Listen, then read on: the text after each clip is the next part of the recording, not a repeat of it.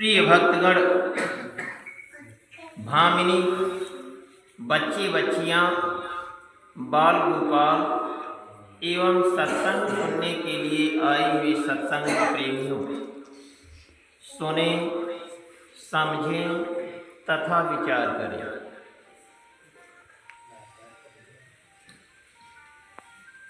आज हम लोग बसंत पंचमी के अवसर पर इकट्ठे हुए हैं। पहले आप लोग सुन लीजिए कि बसंत पंचमी क्यों मनाई जाती है।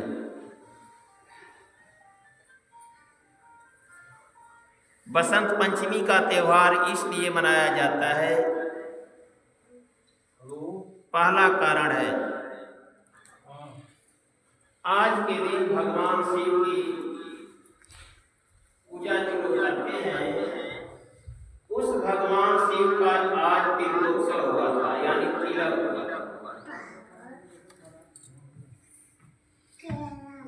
इस उपलक्ष्य में भी बसंत पंचमी मनाई जाती है। दूसरा कारण है कि आज के दिन विद्या की देवी माँ सरस्वती की पूजा होती है।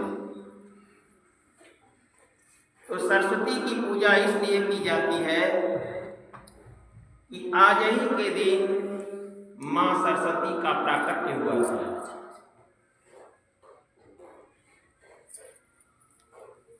क्यों?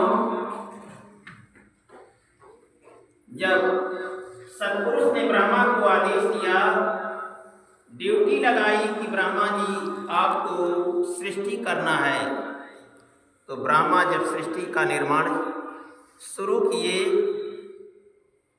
इंसान तो बनाए, नर नारी नपुंसक तो बनाए, लेकिन आवाज नहीं बन पाई। तब ब्रह्मा ने सतपुरुष से जाकर के फिर अन्य विनय किया, तो उन्होंने आदेश दिया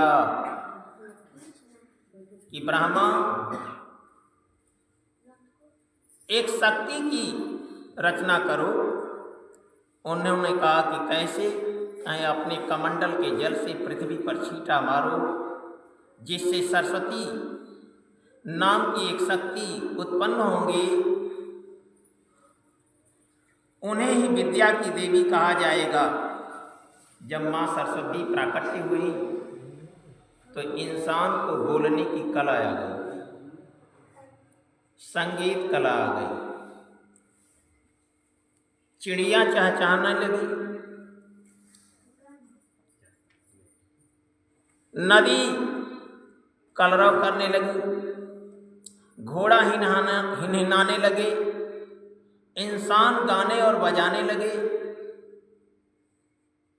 यानी सरस्वती के चलते वाणी का आपके विकास हुआ। नहीं तो इंसान तो बनाए थे ब्रह्मा, लेकिन वाणी से कोई कुछ बोल नहीं रहा था। इस उपलक्ष्य में भी आज का दिन यानी बसंत पंचमी का त्यौहार मनाया जाता है। तीसरा कारण है, जिस समय जाप प्रेस नहीं थे, उस समय मकर संक्रांति के दिन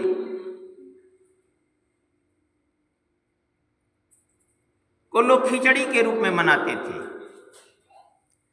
और आज का दिन इसलिए मनाते थे कि शीत काल का अंत हो रहा है, यानी पतझड़ आ रहा है, प्रकृति में नया बदलाव हो रहा है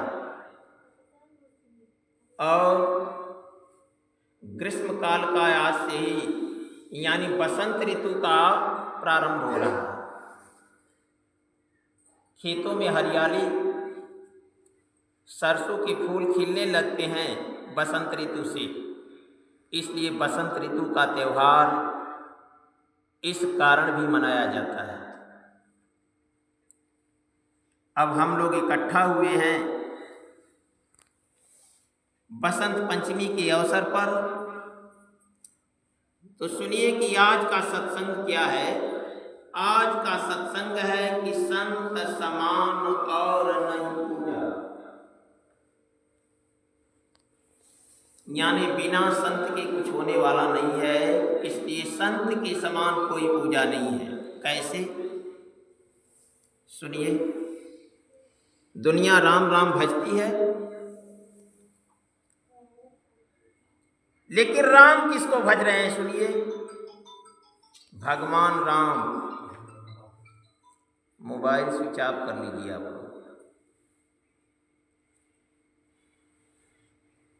भगवान राम किसकी पूजा करते हैं? भगवान कृष्ण किसकी पूजा करते हैं? भगवान शिव किसकी पूजा करते हैं? जगत माता पार्वती किसकी पूजा करती हैं? जगत माता सीता किसकी पूजा करती हैं? हनुमान किसको पूजते हैं? वाल्मीकि किसको पूजते हैं? गोस्वामी तुलसीदास जी किसको पूजते हैं? भीखा साहब किसको पूजते हैं? यानी तमाम संत महापुरुष अवतार, बाइयों में मीराबाई, सहजूबाई, दयाबाई, फूदाबाई, करमैती बाई, आप लोग किसकी पूजा की हैं? देखिए कि किसकी पूजा सर्वश्रेष्ठ है।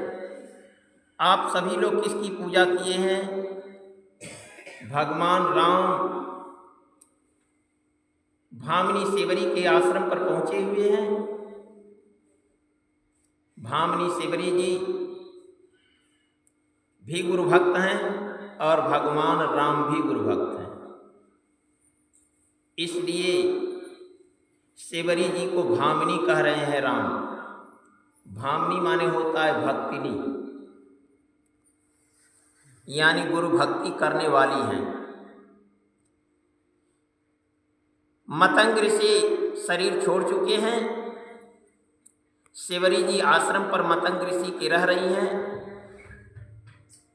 मतंग जी कह चुके हैं पहले ही कि आपको कहीं जाना नहीं है, राम स्वयं पैदल चल करके आएंगे और दर्शन देंगे। देखिए, संत के वाक्य को पूरा करने के लिए राम का अवतार भया है और राम सेवरी जी के आश्रम पर पहुंचते हैं।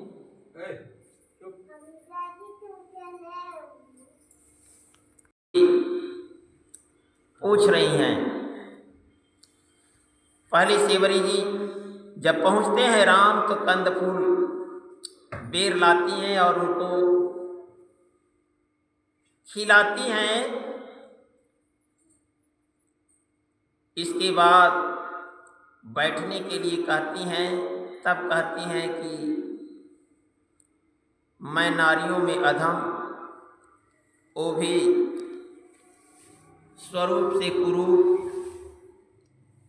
मेरा पति मुझे नहीं रखा।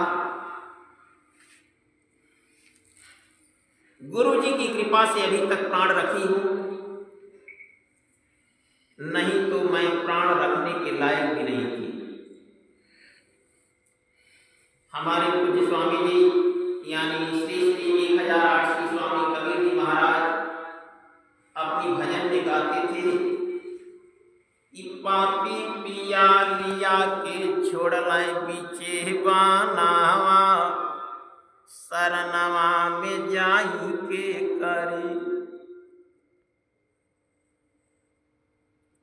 लेकिन मतंग ऋषि का आश्रम मिल गया, सेवरी जी सेवा करके वहीं पर रुक गई।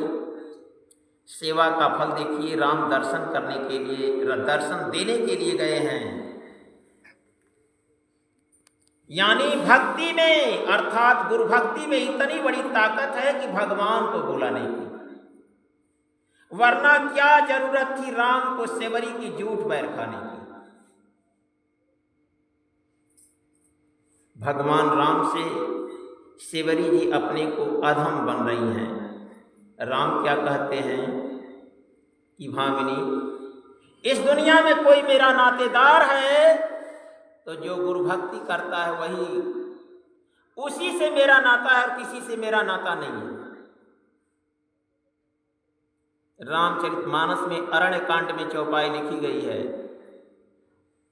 कि कहा रघुपति सुना भामिन बाता, मानव एक भगति करनाता।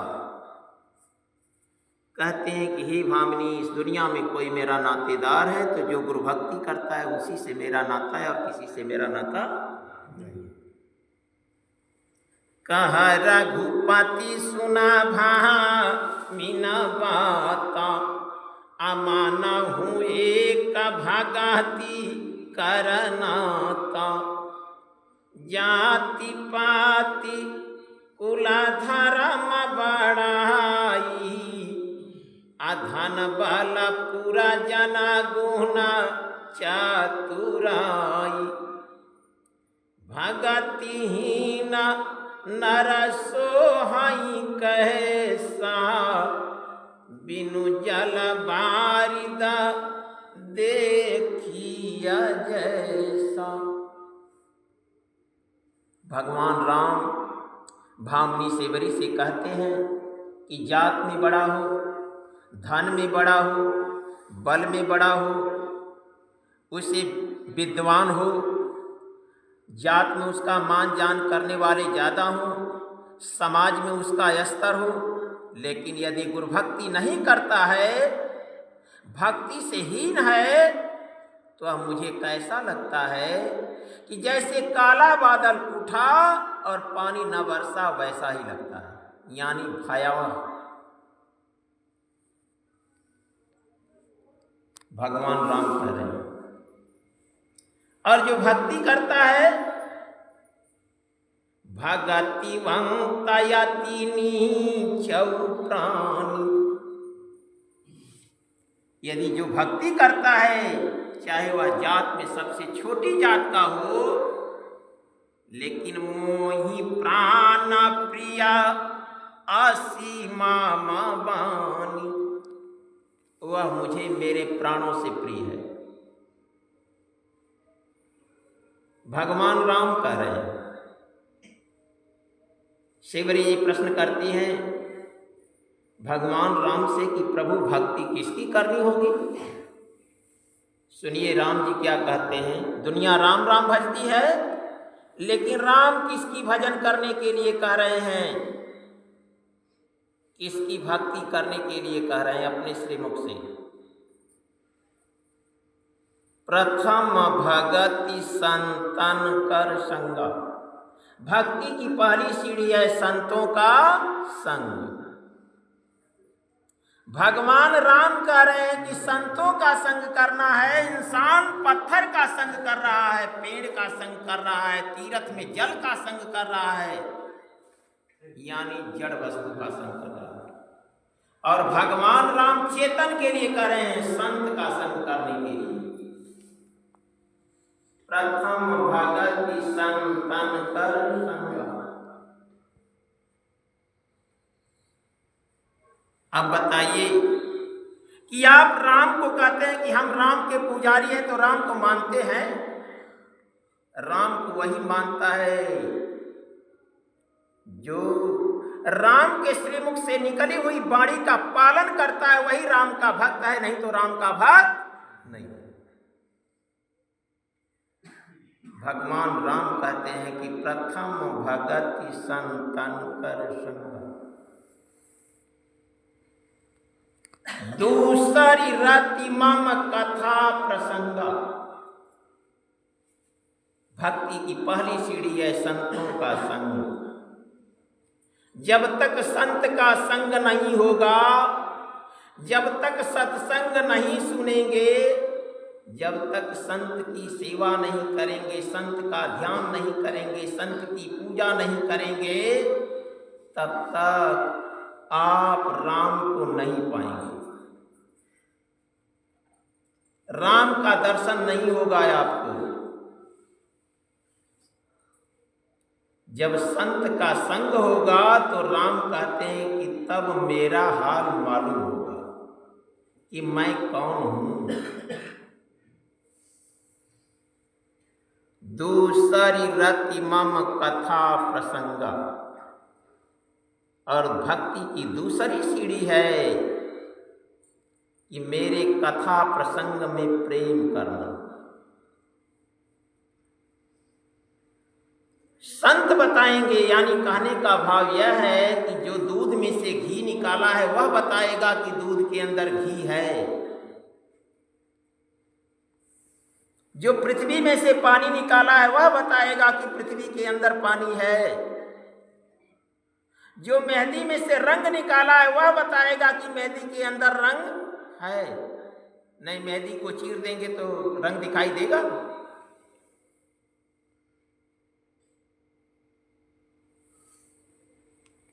जब तक संत का संग नहीं होगा तब तक मेरा हाल मालूम नहीं होगा। भामिनी सेवरी जी पूछती हैं कि प्रभु सेवा किसकी करनी होगी? भक्ति में भगवान राम कहते हैं, सुनिए। गुरुपद पंकज सेवा तीसरी भगति अमान। सद्गुरु के कमलवत रूपी श्री चरणों की सेवा करनी है, मेरे नहीं। यदि राम बड़ा होते तो पहली या भक्ति में लिखा गया होता, गोस्वामी जी चरितार्थ करते राम के शब्दों में, कि प्रथम भगति राम कर संगा। और तीसरे में फिर गोस्वामी जी कहते कि मम पद पंकज सेवा। लेकिन नहीं, राम धर्म के फूल हैं, राम संत के रक्षक हैं, राम जगत माता की पति हैं, राम विद्यालोक मुकाम से आए हुए हैं, राम जनजाम जोगी हैं, संसार क्षेत्र में राम चक्रवर्ती राजा दशरथ के पुत्र हैं और जनक साधु के दामाद हैं। राम ईश्वर हैं। तो धर्म की स्थापना करने के लिए राम का अवतार हुआ है। तो राम जब भी बोलेंगे तो सत्य बोलेंगे।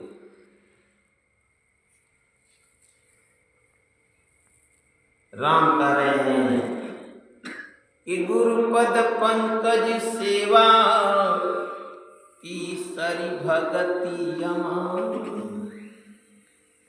सेवा करनी है, लेकिन कैसे करनी है?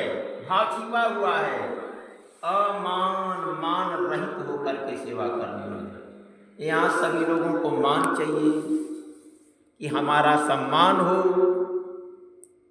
वह भक्ति नहीं कर सकता।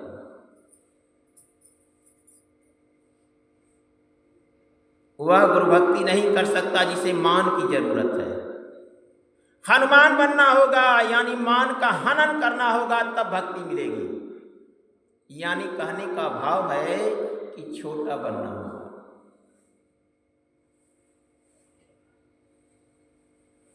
यदि परमात्मा आपके सदृश आ रहे हैं तो आपको और छोटा बनना होगा कि कोई जानने ना पाए। जैसा कि पलटू साहब लिखते हैं अपनी पुस्तक में कि मन मालिन कर लीजिए जब पियुआ वह हाथ, जब पियुआ वह हाथ नीच हो सबसे रहना, पक्षा पक्ष को त्याग ऊंच बानी नहीं कहना, मान बढ़ाई छोड़ खाक में जीते मिलना, गाली कोई दे क्षमा कर चुप हो रहना, सबकी करतारीफ आप छोटा नित जाने, पहले हाथ उठाए शीश पर सबको आने। यहाँ तो बड़का सब बनना चाहता, भक्ति नहीं मिल सकती, छोटा बनना होगा। पहले हाथ उठाए शीश पर सबको आने, पलटू वही सोहागिन हीरा चमकै माँ, मन मलिन कर लीजिए जब पियुआ वह हाथ। छोट बनना होगा तब भक्ति मिलेगी। कबीर साहब लिखते हैं ऊपर पानी नहीं टिके नीचे ही ठहराए, आ नीच रहे सो भरू पिए, ऊंच पियासा जाए। ऊपर ऊपर सब चले, नीचे चले ना कोई, आ एक बार जे नीचे चले तो सबसे ऊंचे होए।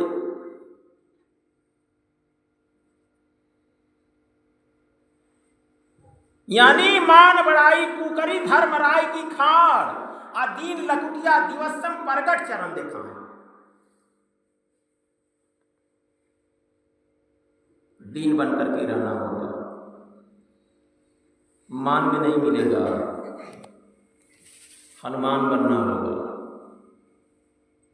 हनुमान जी को देखिए, टीवी पर आप लोग देखे होंगे, उनकी पूंछ में आग लगा दी गई है। आग लगाने के पहले मारा जा रहा है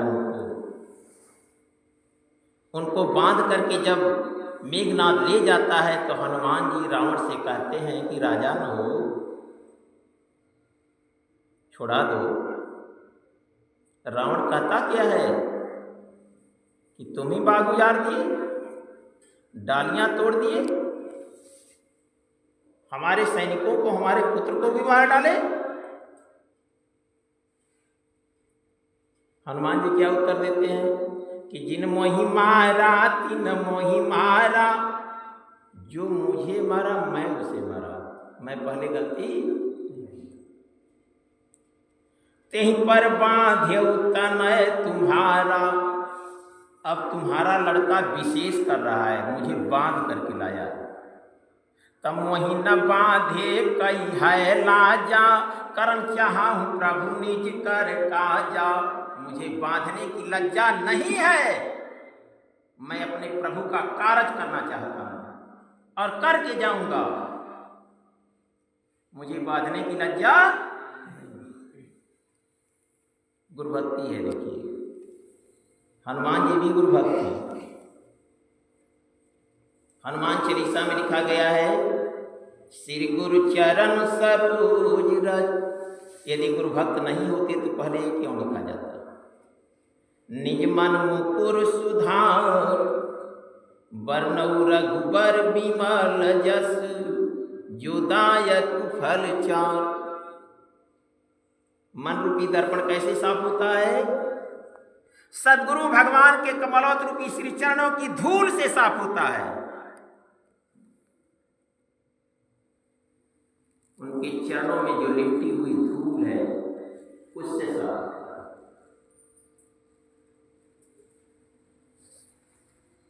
कहने का भाव है कि जब तक गुरुभक्ति नहीं करेंगे आगे नहीं बढ़ पाएंगे।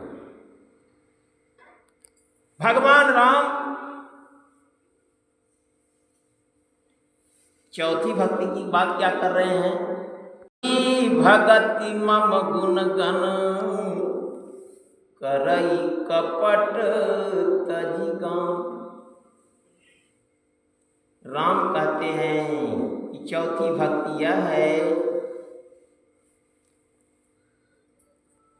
कि मेरा गुणगान करना, यानी अपने इष्ट का गुणगान करना, अपने राम का, अपने शिव का, अपने कृष्ण का, अपने गुरु का गुणगान करना, अर्थात सद्गुरु का गुणगान करना।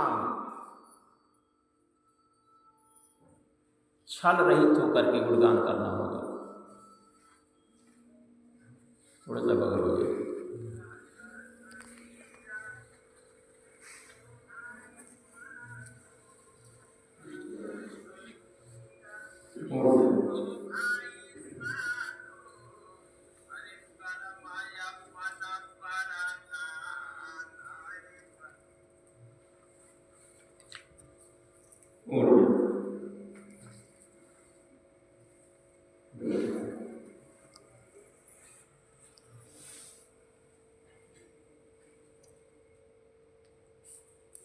पांचवी भक्ति बता रहे हैं भगवान राम भामी से वरी से।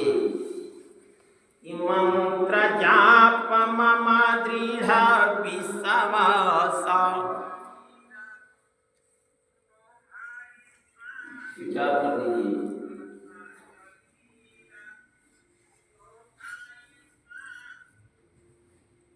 मंत्र का जाप क्या है?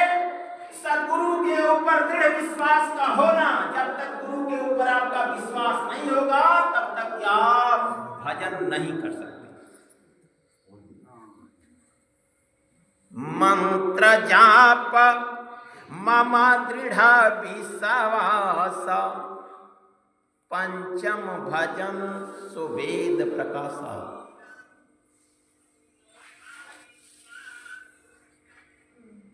मंत्र का जाप है अपने राम, अपने इष्ट, अपने गुरु के ऊपर विश्वास होना। जब तक विश्वास नहीं होगा भजन नहीं होगा।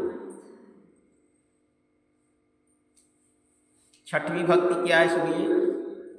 खटदम शील विरति बहु कर्म। छठवीं भक्ति है खटदम। छठ दम, दम मतलब बहुत छोटा शब्द है, इंद्रियों का दमन करना, इंद्रियों का दमन करना, शीलवान बनना, हर कार्यों से विरक्त हो जाना, केवल एक पर रहना। क्या? एक भरोसो एक बल एक यास विश्वास, एक राम घन श्याम हित चातक तुलसीदास।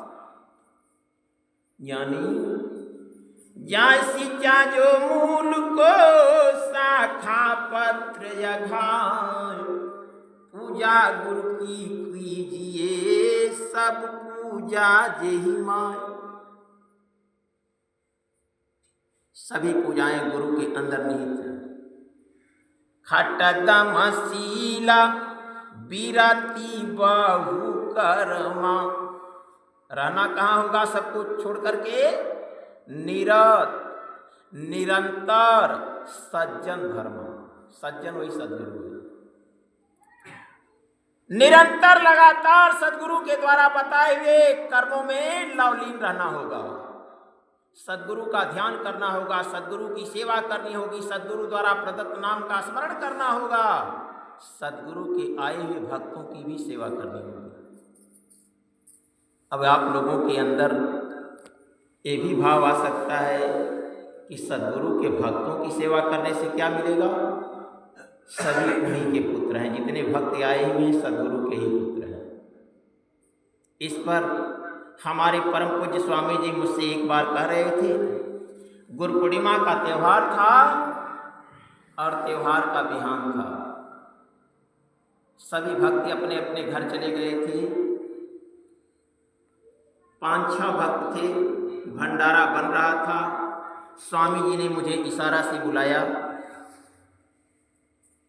जब मैं स्वामी जी के पास पहुंचा, दंडवत कर खड़ा हुआ, तो स्वामी जी ने कहा, कल जितने आए थे वो किसके थे?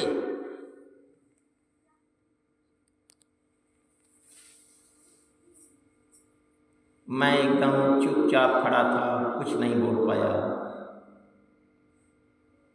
क्यों नहीं बोल पाया? पता नहीं, कुछ कहने में गलती हो गई। स्वामी जी ने कहा, फिर क्या कहा स्वामी जी ने कि जानते हो कि कैसे रहा जाता है गुरु दरबार में? मैं कुछ नहीं बोला। फिर तब स्वामी जी एक पलटू साहब की रची हुई कविता सुनाई कि कैसे रहा जाता है। सुनो। पतिव्रता को लक्षण सबसे रहे अधीन। पतिव्रता स्त्री का लक्षण यही है कि पूरे परिवार में अधीन बन करके रहे, तब तो पतिव्रता है। कैसे? पतिव्रता को लक्षण सबसे रहे अधीन, सबसे रहे अधीन टहलवा सबकी करती।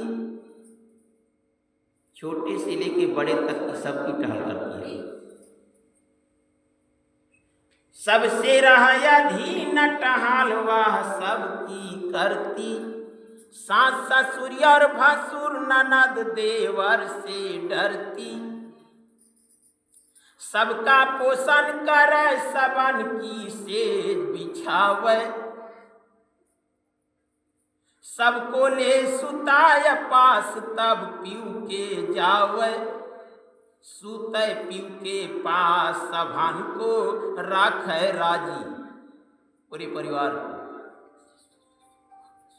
देखिए, मेन पॉइंट पर जा रहे हैं अब स्वामी जी, कैसे रहना होगा। सबको ले सुताय पास तब पीऊ के जावे, सुतय पीऊ के पास सबन को राखे राजी। ऐसा भक्त जो हो यताहि की जीती बाजी। और बोली कैसी हो उस भक्त की, पलटू बोले मीठे बचन भजन मिलौली, पतिव्रता को लक्षण सबसे रहे अधीन।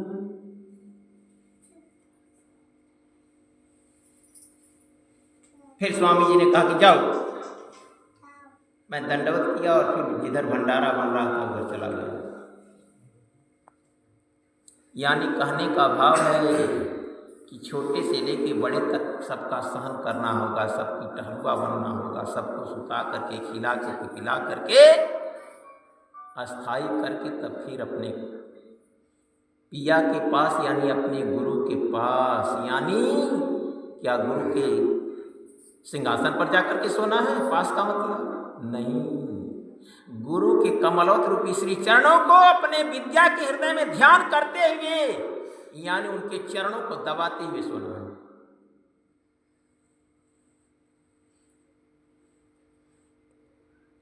आगे सुनिए, कहते कहते भगवान राम सातवीं भक्ति में और निचोड़ बोलते हैं एकदम।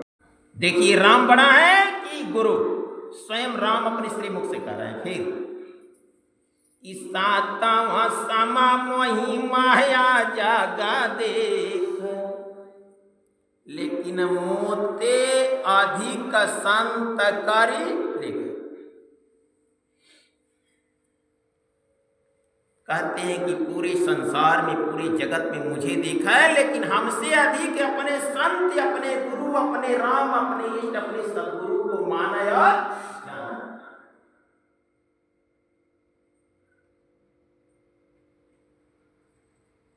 यह तो सेवरी से कह रहे हैं। वाल्मीकि और राम से बात हो रही है। वहां पर क्या वाल्मीकि जी राम को रहने के लिए स्थान बता रहे हैं।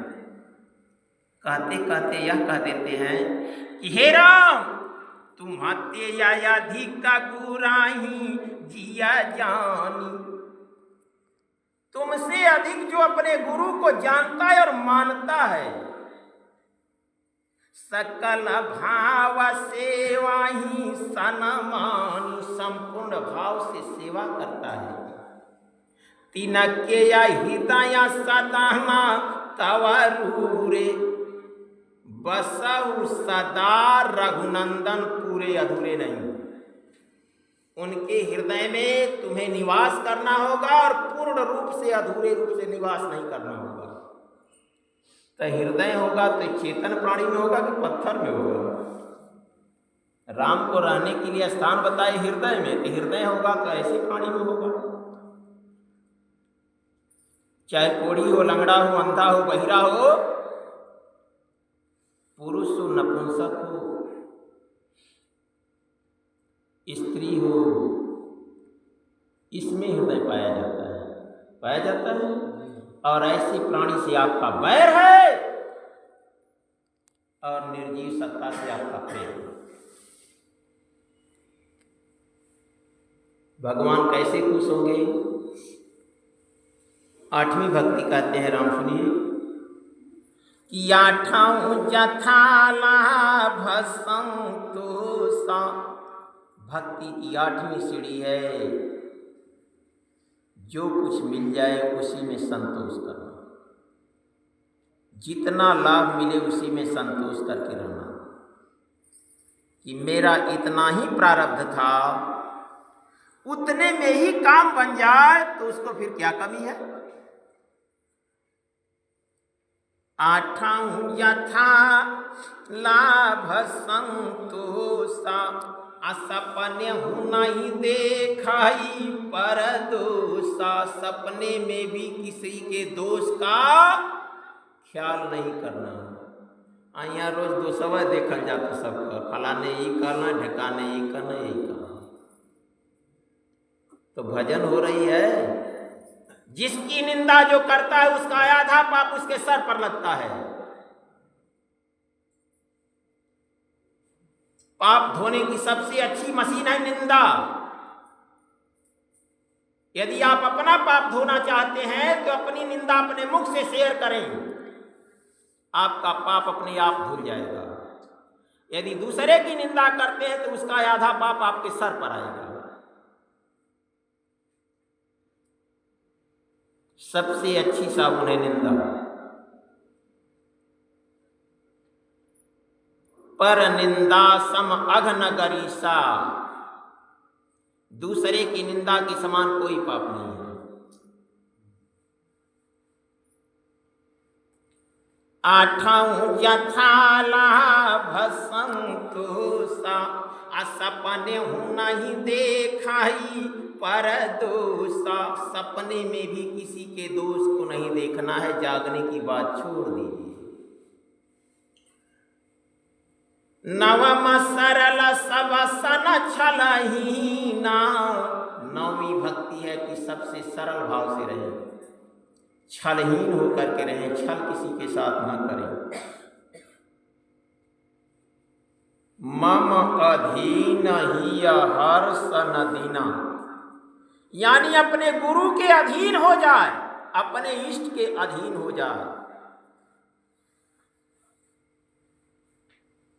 न हर्ष न विषाद, यानी गुरु मिला तो जानिए मिटाए शोक संताप।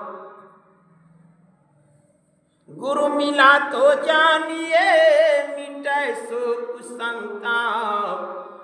हर्ष शोक व्यापई नहीं सूझई आप आप।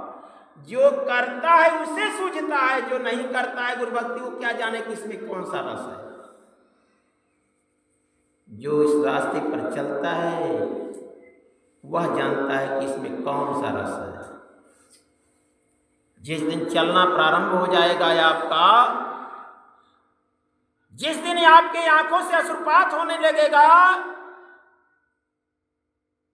जिस दिन आपके रोए खड़े हो जाएंगे भजन करते करते, गुरु चर्चा सुनते सुनते, जान लीजिएगा कि अब भक्ति का प्रारंभ हो चुका है आपके अंदर। जब तक गुरु के लिए नहीं, अपने पिता के लिए, अपने पुत्र के लिए, अपनी पत्नी के लिए, अपने नात रिश्तेदार के लिए, भाई परिवार के लिए संसार होता है, गुरु के लिए रो करके देखिए क्या आनंद आता है। गुरु के लिए रो करके देखिए कि क्या आनंद आता है। लेकिन रोना बाहरी नहीं है, अंदर रोना है। कोई देखने ना पाए ना दिहाड़ी लेगा सब, चिकित्सा लेंगे सब, अंदर रोना है, कोई जानने नहीं।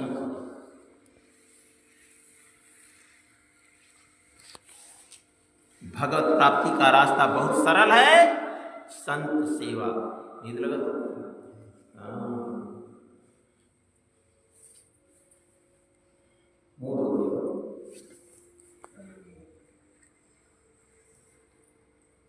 भगवान राम की बात आप लोग कुछ सुने, अभी बहुत है। भगवान कृष्ण की बात सुनिए। भगवान कृष्ण क्या कर रहे हैं किसकी पूजा करने के लिए। राम से तो क्लियर सर्वोपरि पूजा है, लेकिन भगवान कृष्ण क्या कहते हैं सुनिए। भगवान कृष्ण से अनुरागी अर्जुन, यानी भक्ति की चाहना करने वाले अर्जुन ने प्रश्न किया कि प्रभु यह मोह रूपी जाल से कब छुटकारा होगा। इस सभी के सभी अपने दिखाई दे रहे हैं। अर्जुन आपके अंदर है। जिस दिन आपका भगवत प्राप्ति के लिए अनुराग उत्पन्न होगा आपके हृदय में, आप अर्जुन बन जाएंगे। जब तक दुर्बुद्धि है आप दुर्योधन हैं।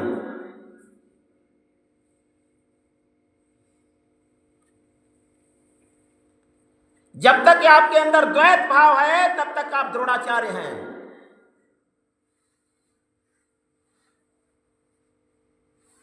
सब कुछ आपके अंदर है। अनुराग रूपी अर्जुन भगवान कृष्ण से प्रश्न करते हैं कि प्रभु मोह का भंग कैसे होगा। देखिए दुनिया कहती है भगवान भगवान जपती है, भगवान सामने है, मोह नहीं भंग हो रहा है। पूछ रहे हैं कैसे होगा, तो भगवान अपने को नहीं बता रहे। देखिए किसको बता रहे हैं, किसके पास जाने के लिए कह रहे हैं भगवान।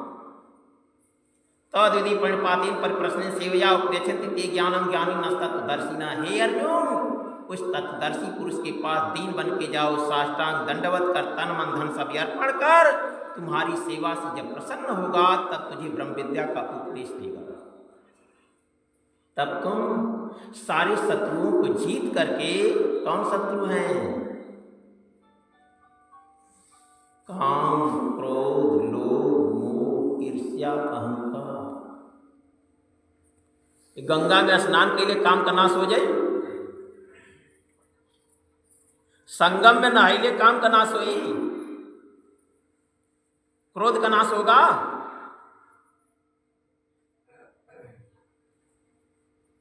लोभ नाश होगा, मोह भंग होगा, अहंकार का नाश होगा, ईर्ष्या खत्म हो जाएगी। जड़ सत्ता की पूजा करने से काम नहीं होगा। दुश्मन अंदर हैं, जब तक अंदर ही कर्म नहीं करेंगे, अंदर ही कर्म सद्गुरु से मिलता है, तब तक इन शत्रुओं का विनाश नहीं होगा।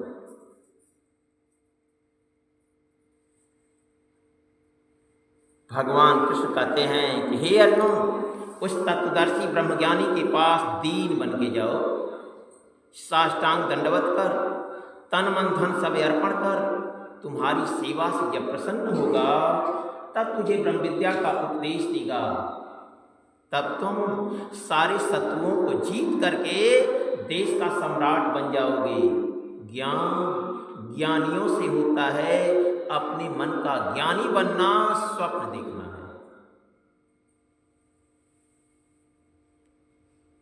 भगवान कृष्ण से अर्जुन पूछते हैं कि प्रभु जाना कैसे होगा,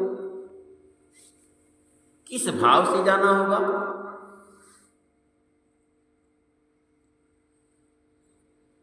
भगवान कृष्ण श्रीमद् भगवद गीता के 18वें अध्याय के 62वें श्लोक में कहते हैं कि तमेव शरणं गच्छ सर्वभावेन भारत, तत्प्रसादात्मनां शांति स्थानं प्राप्स्यसि शाश्वतम्। संपूर्ण भाव से जाना होगा, ऐसा नहीं कि आधा भाव देवी में तो चौथाई भाव देवता में। का गुरु जी देखा तुम छठ माई का प्रसादी आला खाएला, पता ना कि माई है कि बाबू। पूजा माता जी को हुई और ध्यान सूर्य भगवान पर रही। एक म्यान में 2 तलवार रही।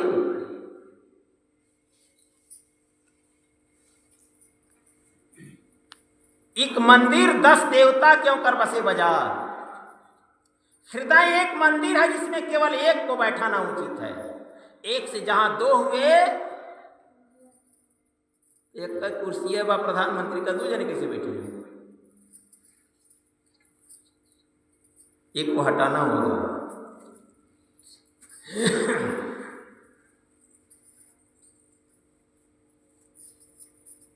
भगवान कृष्ण कहते हैं कि संपूर्ण भाव से जाना होगा, ऐसा नहीं कि आधा भाव देवी में और चौथाई भाव देवता में। संपूर्ण भाव से जाना होगा सद्गुरु के शरण में। सद्गुरु द्वारा प्रदत्त नाम का स्मरण करना होगा, सद्गुरु द्वारा बताए हुए रास्ते का पालन करना होगा, सद्गुरु का ध्यान करना होगा, सद्गुरु की सेवा करनी होगी। तब आपका कार्य सुफल होगा।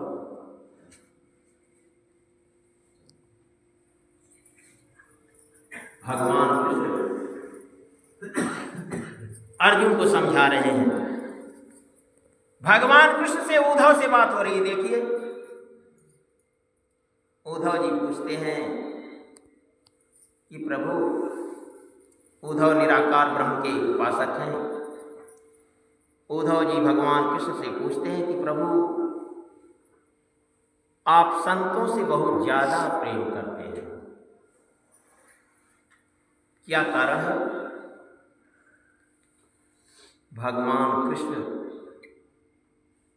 कहते हैं कि हे उद्धव, इस संसार में यदि कोई मेरा प्यारा है तो संत हैं। उद्धव क्यों प्यारे हैं?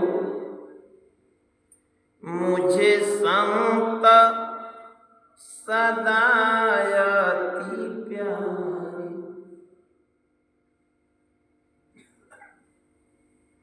उद्धव मुझे संत सदा अति प्यारे, मेरे कारण छोड़ जगत का भोग पदार्थ सारे। उद्धव मुझे संत सदा अति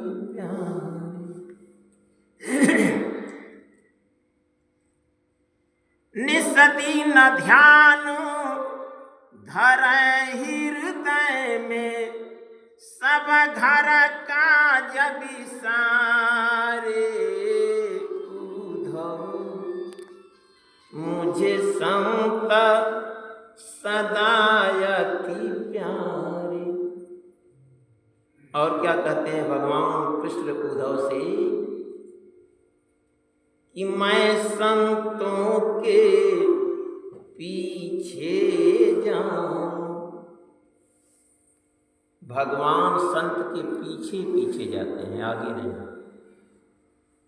जहाँ जहाँ संत सिधारे, जहाँ जहाँ संत जाते हैं, कृष्ण कहते हैं कि मैं उनके पीछे पीछे जाता हूँ।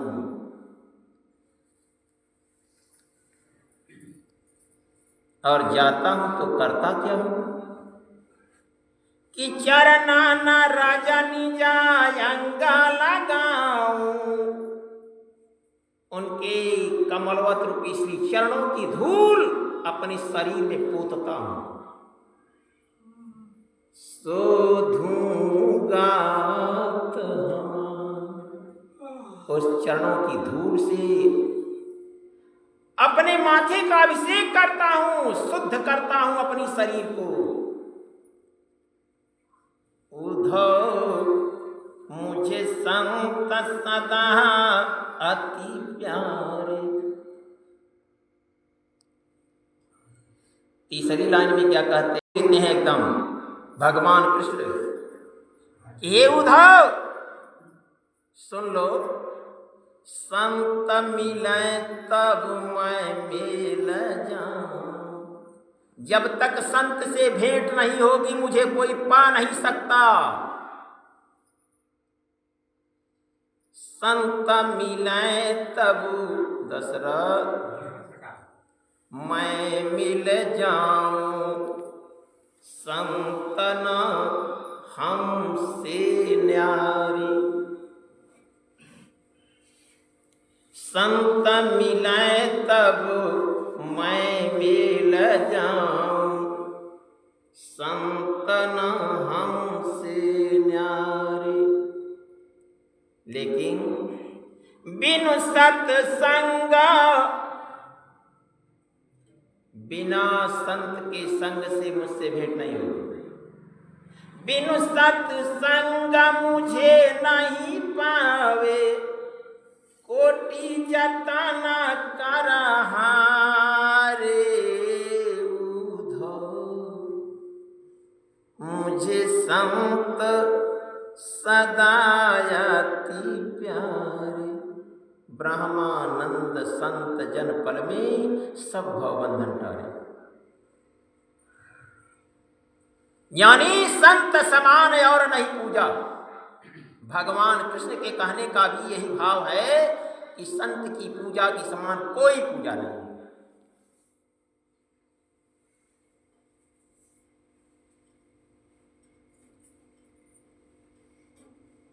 गीता की दूसरी अध्याय में भगवान कृष्ण कहते हैं कि जो गस्ता गुरु कर्माणि संगम त्यक्त्वा धनंजय सिद्ध सिद्धयो समभूत्वा समत्वं योग उच्यते, वही संत जोग रमाए हुए हैं। उस योगी को बहुत कम लोग पहचान पाते हैं। जिनका पूर्व जन्म का संचित होगा वही उस रास्ते पर चल पाएगा, नहीं तो कभी कभी मिल भी जाते हैं लेकिन लोग उन्हें पहचान नहीं पाते। जब तक संत से भेंट नहीं होगी किसी प्रकार की सिद्धि नहीं मिल सकती।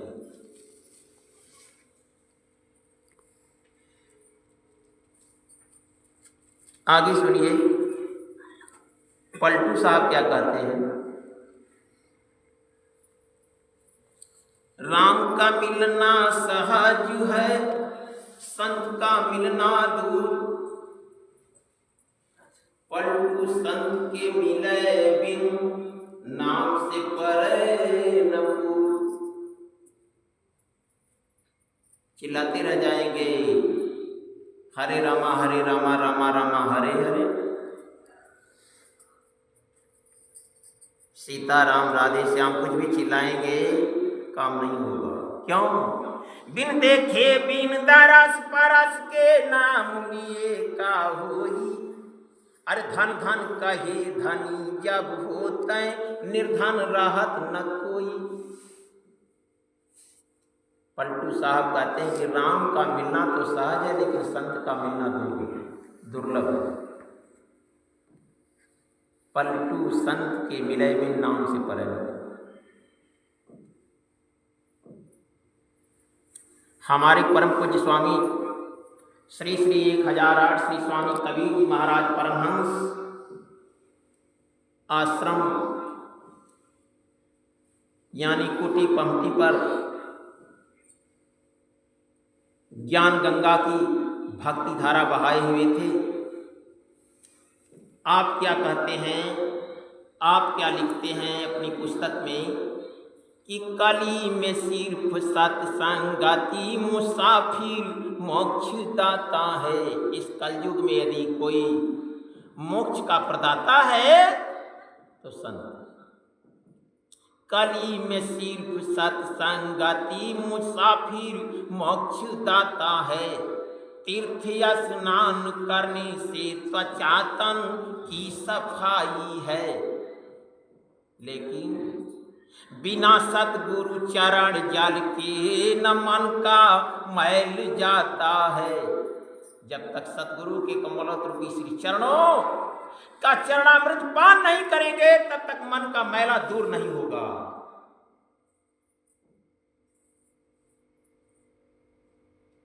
हमारे परम पूज्य स्वामी जी कहते हैं, पाए थे तब न कह रहे हैं, बिना सतगुरु चरण जल के न मन का मैल जाता है। तपाना पंच अग्नि देह में भोजन व्रत साधना आसन। अग्नि तापे वाला महात्मा दिखले होगा, चारों ओर से अग्नि बार के बीच में बैठ गई, दिखले होगा।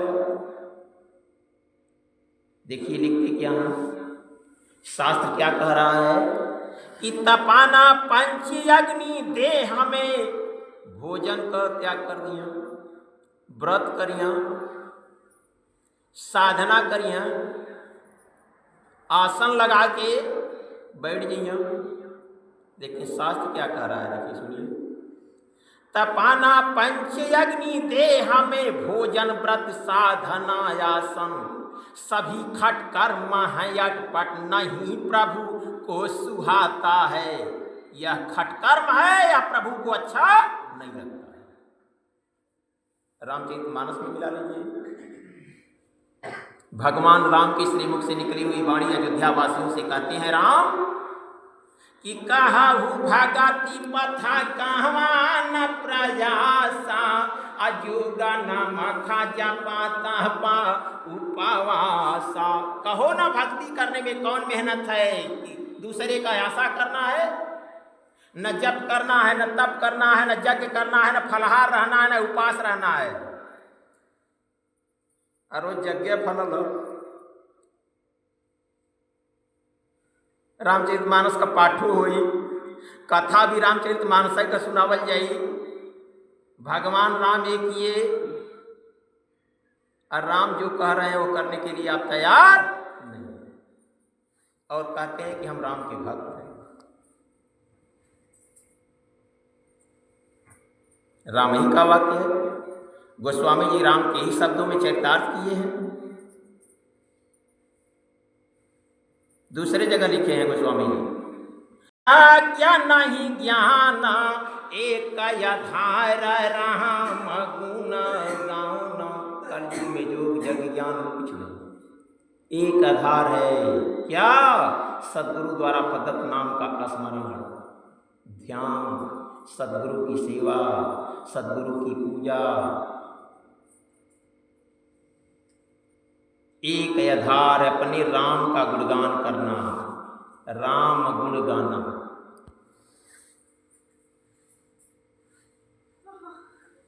चार युग का चार कर्म है। सतयुग का कर्म कौन सा है, त्रेता का कर्म कौन सा है, द्वापर का कर्म कौन सा है, कलयुग का कर्म कौन सा है। इस समय हम लोग जी रहे हैं कलयुग के राज्य में।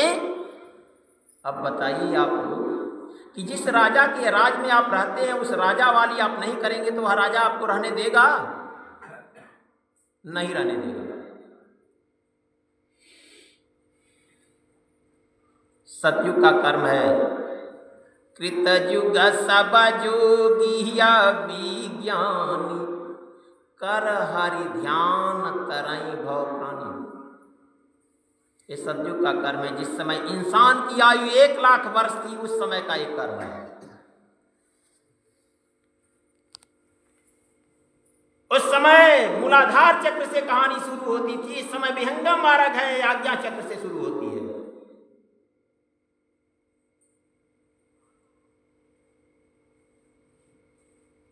इस समय कलयुग में आयु कितनी है इंसान की? 100 वर्ष। 1,00,000 वर्ष की आयु का कर्म 100 वर्ष की आयु में संभव है? नहीं होगा। दूसरी बात सुनिए, त्रेता विविध जहाँ ज्ञान करहि, अप्रभु ही समर्पी कर्म भाव तरहि। त्रेता का कर्म है यज्ञ। उस समय इंसान की आयु 10,000 वर्ष थी। 10,000 वर्ष की आयु का कर्म 100 वर्ष की आयु में संभव होगा? नहीं हो सकता। द्वापर करि रघुपति पद पूजा, अनर भव करिय उपायन दूजा। द्वापर का कर्म है रघुपति पद पूजा, जीव के मालिक के श्री चरणों की पूजा। 1,000 वर्ष की आयु का कर्म 100 वर्ष की आयु में संभव है?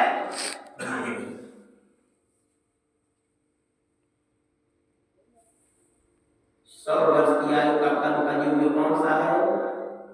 कलयुग केवल हरि गुण गाहा, अगावत नर पावहि भवथाहा।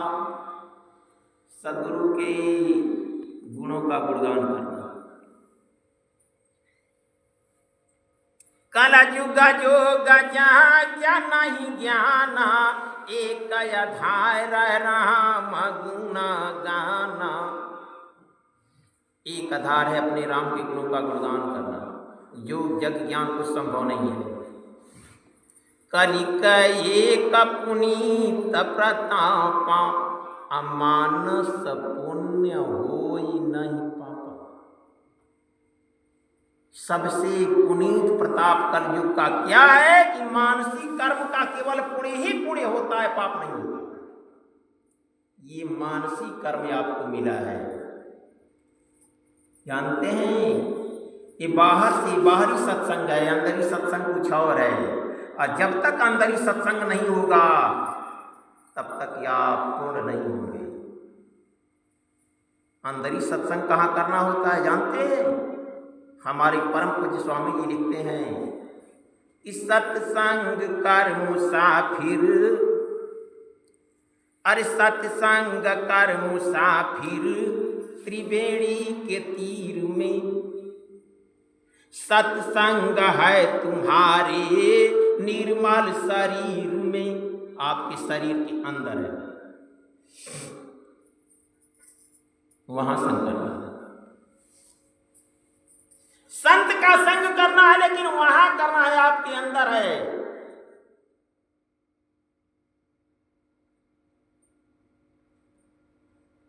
साकार पार ब्रह्म नित्य प्रकृति के पार है। हमारे परम पूज्य स्वामी जी लिखते हैं कि प्रकृति के पार है। अब रामचरितमानस से मिला लीजिएगा कि प्रकृति पार प्रभु साहबा उरवासी, प्रकृति के पार और सबके हृदय में परमात्मा रहता है। प्रकृति पार प्रभु सब उरवासी, ब्रह्म निरीह बिरज अविनाशी, अस प्रभु हृदय छाताय विकारी, असकल जीव जगदी ना दुखारी। ऐसा प्रभु सबके हृदय में विराजमान है, लेकिन जगत के संपूर्ण जीव दुखी देखे जाते हैं। क्यों? मनमानी कर्म करते हैं, किसी संत से भेंट करके उपदेश लेकर के भजन नहीं करते हैं, जानते ही नहीं, अपने मन में जो ही भया सोई करने लगे। कोई भी इल्म, कोई भी ज्ञान गुरु से पाया जाता है। स्कूल में 50 बच्चों को एक अध्यापक पढ़ा देता है। जिस दिन अध्यापक की शरीर छूट जाएगी, उस अध्यापक की फोटो उस 50 बच्चों को पढ़ा देगी। तो मंदिर में जौन बाबा बैठल हो किसे पढ़ा दिए? जड़ सत्ता पढ़ाएगी, चेतन सत्ता का, यानी जलता हुआ दीपक बुझे हुए दीपक को जला सकता है, और बुझा हुआ दीपक बुझे हुए दीपक को कभी नहीं जला सकता।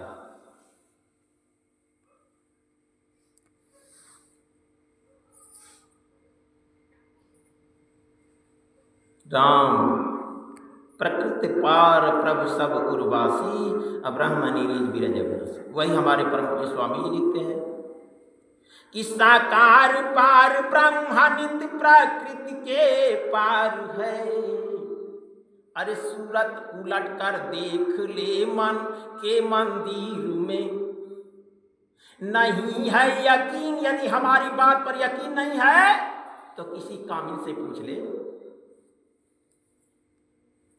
अरे नहीं है यकीन, कोई कामिल से पूछ ले, पाया है उसे वही विमल नट जादूगीर में, मन मुकुर को ढक लिया है मल बिछे पुने, आवरण भी जकड़ गया है रोशन जमीर में।